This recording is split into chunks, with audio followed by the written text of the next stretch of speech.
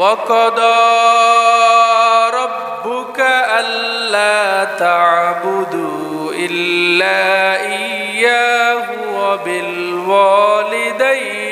إِحْسَانًا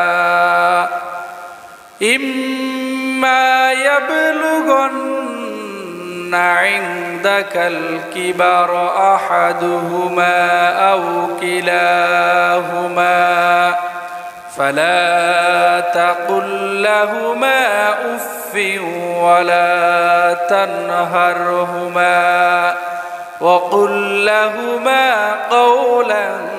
كَرِيمًا واخفض لهما جناح الذل من الرحمة وقل رب ارحمهما كما ربياني صغيرا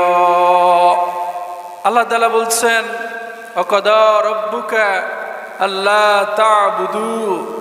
إلا إياه তোমাদের রব আমাদের রবকে আল্লাহর পক্ষ থেকে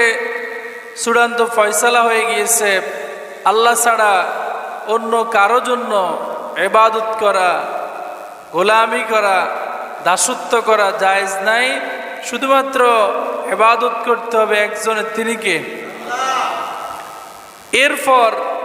আল্লাহ তাআলা বলেন যেভাবে আমি আল্লাহ তাআলার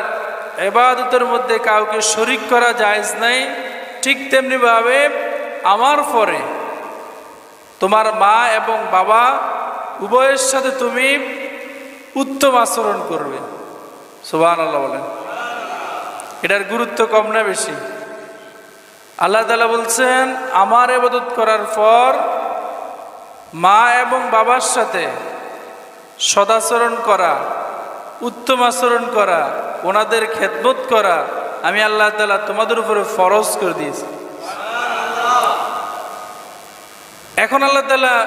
বিস্তারিত বলতেছেন ইম্মা ইয়াবলুগান্না ইনদাকাল কিবারা